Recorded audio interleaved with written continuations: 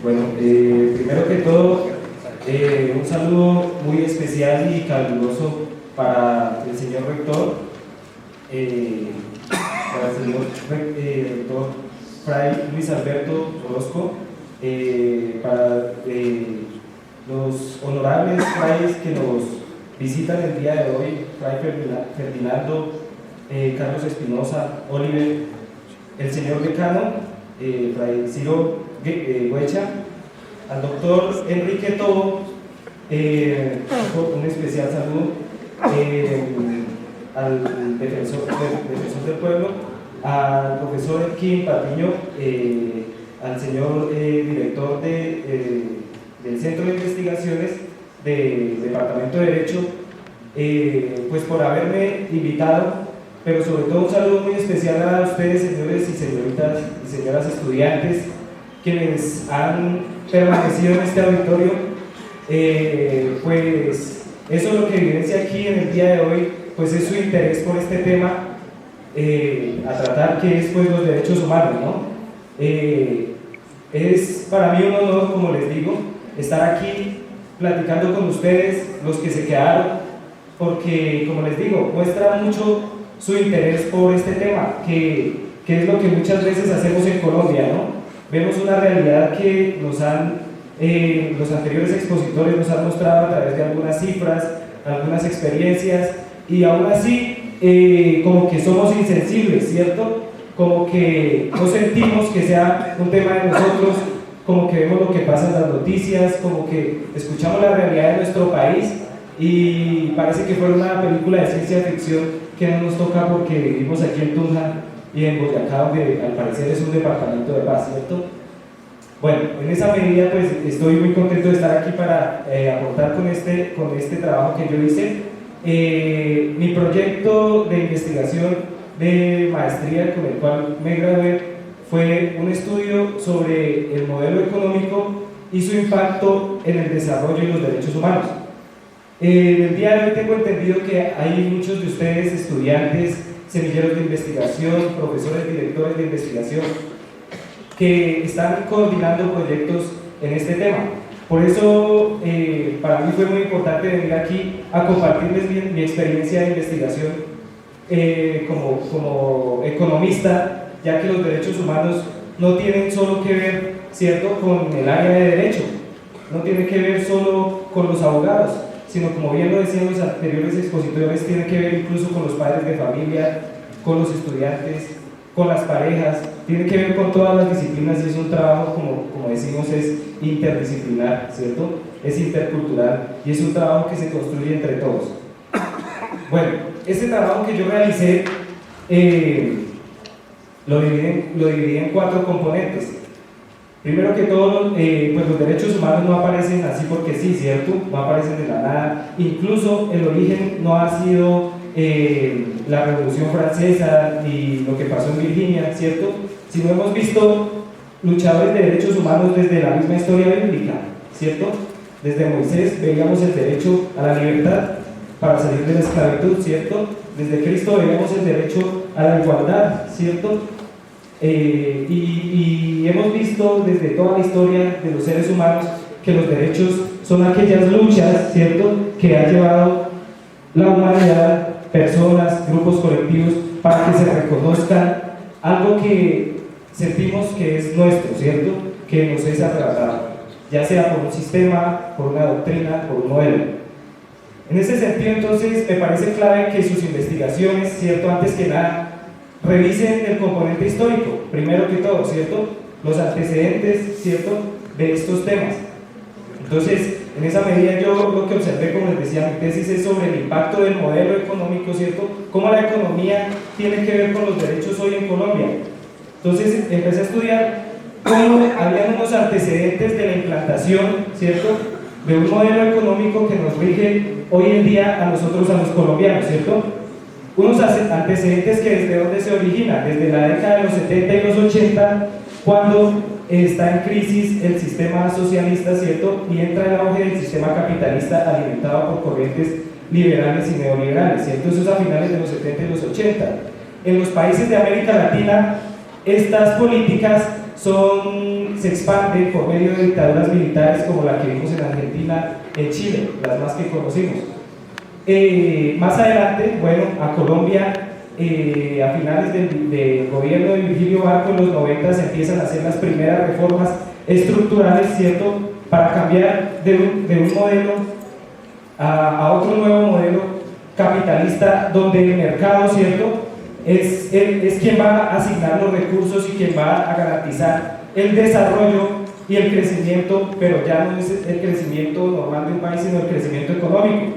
Entonces esto es algo en lo que yo quiero que hagamos énfasis hoy en día, que los derechos humanos no tienen que ver solo con la economía, y lo digo como economista, ¿cierto?, saliéndome de mi disciplina, y es que los derechos humanos no solo deben servir, ¿cierto?, para el crecimiento económico, para mostrar que las cifras se han reducido, ¿cierto?, sino tienen que evidenciar verdaderamente la mejora de la calidad de vida y de la dignidad de todos los ciudadanos de un país. Las primeras reformas estructurales se hicieron en 1990, como les decía, al finalizar el gobierno de Virgilio Barco, pero como pues él llega terminando, le correspondió a César Gaviria, su sucesor, como profundizar ese tema, ¿cierto?, y esas reformas a través de la Constitución Política del 91. ¿Listo?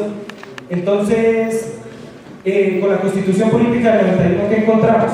Encontramos normas, ¿cierto?, más normas donde se reivindican derechos, ¿cierto? Encontramos una constitución asistencial, económica y con un corte, digamos, de mercado. Allí es donde aparecen por primera vez los primeros mercados con la salud y con la educación, ¿cierto? Se abre la posibilidad para que se creen mercados con respecto a la educación y la salud, y es de ahí donde empezamos a ver nosotros que empiezan a aparecer colegios privados, universidades privadas, también empiezan a aparecer con la ley 100, ¿cierto?, de 1993, la ley general de salud, empiezan a aparecer el mercado de la salud y por ende empresas prestadoras de servicios de salud. Bueno, avanzando rápido esta parte, bueno, después de la Constitución del 91, los presidentes que vienen, Ernesto Samper, Pastrana, Álvaro Uribe Vélez y hoy en día el presidente Juan Manuel Santos, lo que han venido es siguiendo, digamos, el trabajo que se ha propuesto desde el Fondo Monetario Internacional, ¿cierto?, con el fin de hacer una desregulación económica para nuestro país, ¿cierto? ¿Qué implica esa desregulación económica? Que ya no es, ¿cierto?, nuestro gobierno y nuestro Estado central el que tiene la potestad sobre la política económica, sino que ya son unas instituciones, ¿cierto? Entonces se crea una tríada de instituciones que dominan todas las relaciones económicas del país, que son las instituciones del presupuesto, las instituciones de la planeación y las instituciones de la política monetaria, en este caso el Banco de la República, ¿cierto? Entonces, esa tríada que se crea, ¿cierto?, lo que es planeación, lo vemos hoy en día en los planes de desarrollo de nuestros alcaldes, gobernadores y presidentes, ¿cierto? Ahí es donde esperaría uno encontrar el énfasis en derechos, ¿cierto? Eso es el llamado que les hago a ustedes, a quienes tienen, digamos, la cercanía con los gobiernos, es como a formular esos planes de desarrollo, ¿cierto?, pero con un énfasis en derechos humanos, ya que hoy en día lo que vemos es que los planes de desarrollo más que todo tienen un énfasis económico, ¿cierto? Mostrar crecimiento económico, mostrar crecimiento de las empresas, pero no mostramos, digamos, cómo mejora el nivel de vida de los trabajadores de esas mismas empresas, ¿cierto? Ni el salario, entre otras cosas.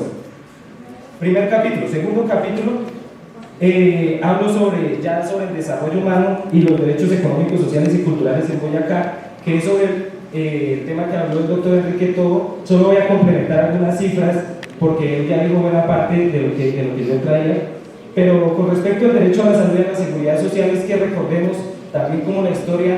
¿Quién de ustedes recuerda quién fue ponente de la ley de salud en 1993, de la ley 100? Álvaro Uribe Vélez, ¿cierto?, nuestro expresidente, que hoy en día, como vemos, es una ley que fracasó, ¿cierto?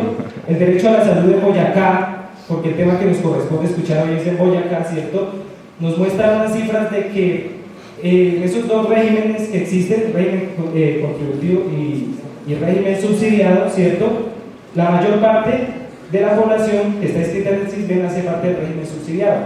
El resto de personas, en Boyacá somos alrededor de 1.200.000 habitantes, ¿cierto? Alrededor de 600.000 están en el régimen subsidiado y unos 400.000 aproximadamente en el régimen contributivo. Es decir, que hoy en día en Boyacá alrededor de aproximadamente más de 150.000 personas entre niños, jóvenes y ancianos no están en ningún régimen, están por fuera del régimen de salud, ¿cierto? Y eso es un grave problema. El derecho a la salud en Boyacá parece, y en Colombia parece que solo fuera a tener derecho a tener un carnet o a hacer filas o a pagar, ¿cierto? Todo eso que aparece en el post. Con respecto a los derechos al trabajo, como podemos recordar, la ley 789 que redujo las horas extras y la ley 797 de 2003 que amplió las semanas de pensión, pues son unas evidencias de la vulneración a los derechos al trabajo, ¿cierto? El personal permanente, ¿cierto?, ha disminuido en Boyacá, o sea, los contratos para personas permanentes en Boyacá han disminuido también, y ha aumentado el trabajo temporal. Lo que trajo la ley de la flexibilización laboral que trajo Uribe, que presentó, fue ayudar sobre todo a la parte de las empresas, ¿listo? Ayudar a las empresas, ¿cierto?, para que ellos pudieran aumentar su producción, pero sin embargo causando un detrimento en las relaciones, digamos, laborales de los trabajadores, ¿cierto? Bueno, con respecto al derecho de asociación es importante tener en cuenta cómo en Boyacá, con la pérdida de empresas públicas como Acerías Paz del Río, la licorera de Boyacá, la empresa de energía eléctrica, hemos perdido también muchos de los sindicatos que teníamos y que luchaban alguna vez por los derechos económicos, sociales y culturales y en sí los derechos humanos. Con respecto al derecho de la educación, es importante para mí observar lo que decía el doctor del Instituto Colombiano de Bienestar Familiar, Montejo. Él nos recuerda que la educación no es solo tener cobertura, ¿cierto?, sino es tener una educación de calidad, ¿cierto? Y educación de calidad es que todos podamos tener una educación integral, ¿cierto? Que sepamos investigar, que sepamos plantear un problema y no suceda como hoy en día en la mayoría de maestrías que conozco, que entran los estudiantes de pregrado también con muchas falencias en investigación, ¿cierto? Y uno esperando que ahí es donde se debe investigar más. Hoy en día los colegios por eso están tomando, ¿cierto?, colegios, digamos, hablando del caso de Boyacá, colegio como Boyacá, colegio de la Presentación, están tomando el enfoque investigativo desde el colegio para que los niños, los jóvenes y jovencitas desde las tempranas edades se preocupen por el tema de la investigación, ya que desde ahí es las alternativas que tenemos para solucionar los problemas. Con respecto al derecho a educación, ha disminuido mucho lo que ha sido los colegios oficiales. Pasaron de 1.300 a casi 400 colegios oficiales. Eso es una gran pérdida para el sector público. Y cuando yo hablo de una gran pérdida para el sector público, no hablo solo de lo público y lo privado, sino hablo también del bien común, como lo trata Noam Chomsky en sus libros sobre el bien común, ¿cierto?, que es algo que nos beneficia a todos como parte pública. Con respecto al derecho a la vivienda, hemos visto que, digamos, en Boyacá, a pesar de los esfuerzos de la gobernación, siempre han habido falta de recursos para poder alcanzar todas las metas. La parte económica, la buena voluntad, sin embargo, no es suficiente. Hace falta el trabajo, como digo, interinstitucional, no solo de la gobernación. Por eso yo saludo este evento, en el cual podemos diferentes instituciones como la Universidad Pedagógica y Tecnológica de Colombia y la Universidad de Santo Tomás aunar esfuerzos para contribuir al desarrollo y a los derechos humanos en Boyacá. Con respecto a la población campesina y pueblos indígenas, les recuerdo que Boyacá es un departamento que el 48% de su población, es decir, si somos 1.200.000, alrededor de 700.000 más o menos, de 550.000 personas son campesinos, ¿cierto? Y en los últimos años, ¿cierto?, un departamento como Boyacá, que ha sido llamado la alacena de Colombia por su variedad de climas y su variedad de cultivos, ha vivido una disminución de su población campesina que se está trasladando a las ciudades. Entonces mi pregunta ahorita es, digamos, con lo del TLC y con todas estas normas que se han venido, ¿cierto?, es ¿por qué nosotros nos preocupamos por qué sube la alberja, ¿cierto? ¿Por qué nos preocupamos, por qué nos preguntamos por qué subió el plátano, por qué suben nuestros frutos que alguna vez cultivábamos, pero que hoy en día, a causa de la falta de política, ¿cierto?, no lo podemos hacer. Bueno, ya por último, tocar lo de los pueblos indígenas en Boyacá, es clave que reconozcamos a la comunidad de Uguá, a la comunidad de Embera, que vive en la región de Puerto Boyacá, la comunidad de Uguá, que vive por los lados del Cocuy, al nororiente boyacense, quienes están sufriendo la parte de la violencia, digamos, que se ejerce por los diferentes grupos al margen de la ley, y el conflicto armado también con el ejército.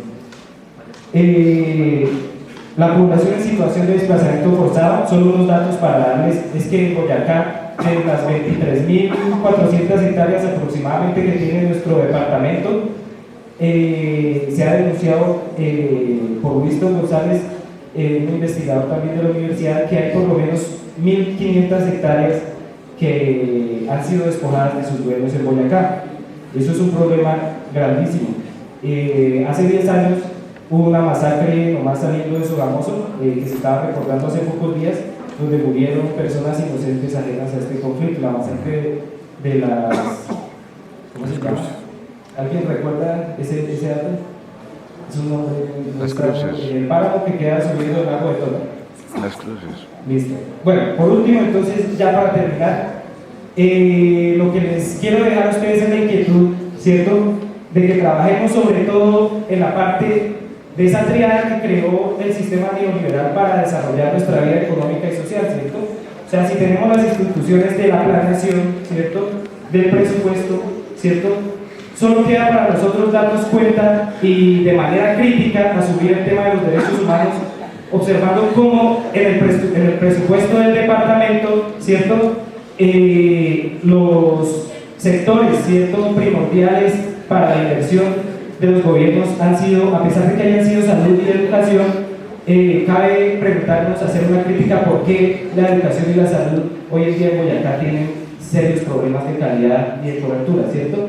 En segundo lugar, ver cómo el presupuesto, digamos, se gasta sobre todo en infraestructura vial. Tenemos 12 años construyendo una doble calzada que no se compara con ninguna de las vías que tiene hoy en día en México, ¿cierto? Entonces es como que veamos cómo los derechos humanos, ¿cierto?, tienen que ver sobre todo desde el ámbito de las políticas públicas, ¿cierto?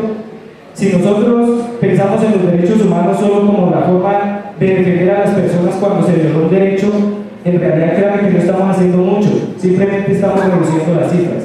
Pero si hablamos nosotros en términos de que queremos cambiar nuestro país, tenemos que empezar a observar cómo hacemos una transformación de las políticas públicas que sea más equitativa, ¿cierto?, que ayude a distribuir mejor los recursos y que permita que salgamos de esta realidad, ¿cierto?, tan triste que es, como decía el doctor Toro, que tenemos un departamento riquísimo, ¿cierto?, en recursos naturales y humanos, pero que no sabemos utilizarlos. Entonces, por eso, señores estudiantes y señoras estudiantas, los invito a que sean rigurosos en sus investigaciones, a que sean atentos, a que sean excelentes, ¿cierto? De lo contrario, nuestros trabajos investigativos solo van a llenar espacios en una biblioteca. Pero si ustedes salen de aquí de este auditorio con una sensibilidad diferente a la que tuvieron antes de entrar, créanme que cada uno de sus proyectos y sus ejemplos va a irradiar tanto a sus compañeros como a la universidad y así a todo el departamento. Muchas gracias a todos de parte del grupo de investigaciones de modelos de desarrollo económico en América Latina y de parte del Observatorio de Derechos Humanos de la OPPC y su director Manuel Humberto Restrepo. Un saludo muy especial y que las puertas de la Universidad Pedagógica y Tecnológica de Colombia están abiertas también para ustedes como comunidad académica y como miembros de la construcción de este país. Muchas gracias a todos por su atención.